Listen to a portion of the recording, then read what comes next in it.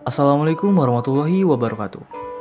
Halo kawan-kawan, mengenai kata perkembangan, apa yang pertama kali kalian pikirkan tentang kata perkembangan ini? Apakah kalian berpikir tentang sesuatu yang kecil menjadi besar, atau kepala yang botak menjadi tumbuh? Atau mungkin anak kecil yang tadinya bisa berjalan sekarang bisa berlari? Mari kita bahas materi tentang perkembangan di video ini. Simak sampai selesai ya. Dimulai dari pengertian perkembangan.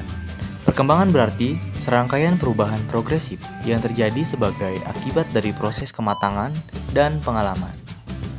Nah, perkembangan ini tentunya berbeda dengan pertumbuhan.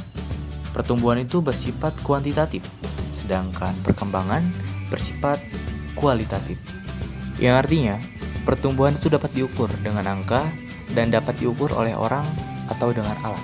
Sedangkan perkembangan itu tidak dapat diukur seperti pertumbuhan. Seperti perkembangan bahasa misalnya, yang dapat dilihat dengan meningkatnya nilai tes individu. Lalu, pertumbuhan akan berhenti pada usia tertentu, sedangkan perkembangan akan berlangsung seumur hidup. Dan di video kali ini, kita akan membahas perkembangan. Tapi perkembangan tentang perkembangan anak usia dini.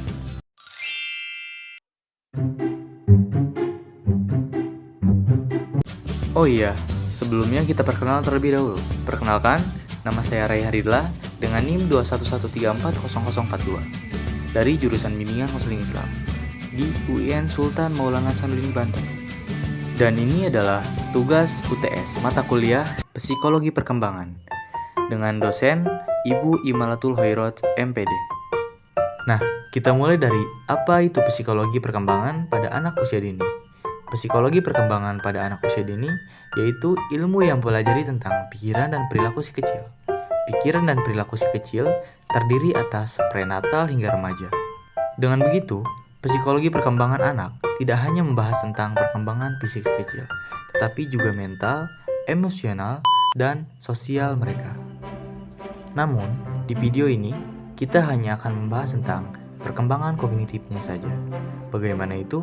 Yuk, simak sampai selesai ya.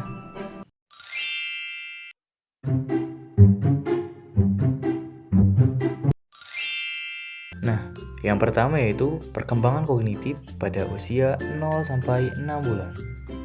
Walaupun baru lahir, di usia ini, si kecil sudah bisa melihat benda yang berada di hadapannya dan menunjukkan reaksi terhadap suara yang dia dengar, seperti mencari sumber suara atau menangis saat mendengar suara keras. Saat mencapai usia 6 bulan, si kecil tak hanya menunjukkan reaksi terhadap suara yang dia dengar, tetapi juga berusaha untuk meraih atau mendekati sumber suara. Si kecil juga bisa mengamati benda dan lingkungan di sekitarnya, serta menggunakan tangan dan mulutnya untuk mengeksplorasi benda-benda di sekitarnya. Selanjutnya yaitu pada usia 6 sampai 9 bulan.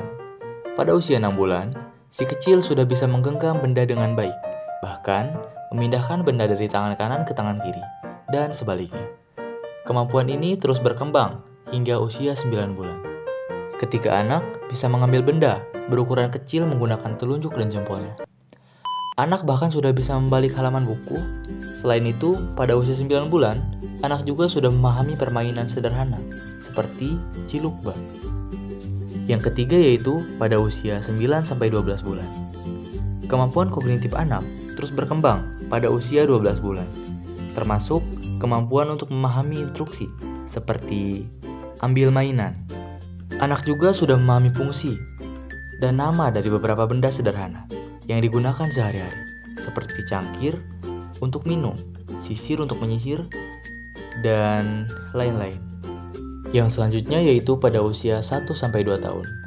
Pada usia ini, pemahaman anak atas dirinya dan lingkungannya semakin berkembang.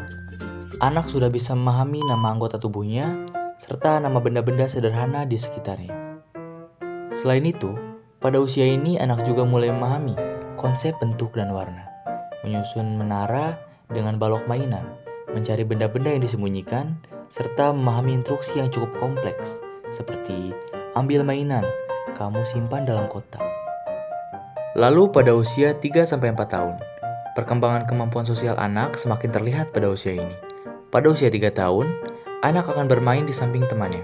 Tetapi, dia belum bisa bermain dengan teman dan melakukan hal seperti bermain bergiliran atau berbagi mainan. Namun, pada usia 4 tahun, anak mulai bisa bermain bersama dan mulai memahami konsep bermain bergiliran. Walaupun dia mungkin masih belum bisa berbagi mainan, pada usia ini, si kecil juga sudah mulai bisa menyelesaikan puzzle. Puzzle sederhana dan melakukan percakapan dengan 2-3 kalimat.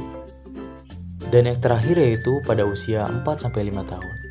Pada usia ini, cobalah minta si kecil untuk menceritakan sebuah cerita atau menceritakan tentang aktivitas hariannya.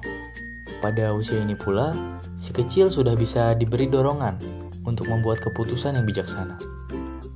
Dan kita selaku orang tua harus membantu si kecil mengembangkan keterampilan bahasa yang baik dengan berbicara kepadanya dalam kalimat lengkap dan menggunakan kata-kata yang sering digunakan oleh orang dewasa. Itulah sedikit materi tentang anak usia dini yang bisa saya sampaikan. Kurang lebihnya saya mohon maaf. Wabillahi taufiq wal hidayah. Wassalamualaikum warahmatullahi wabarakatuh.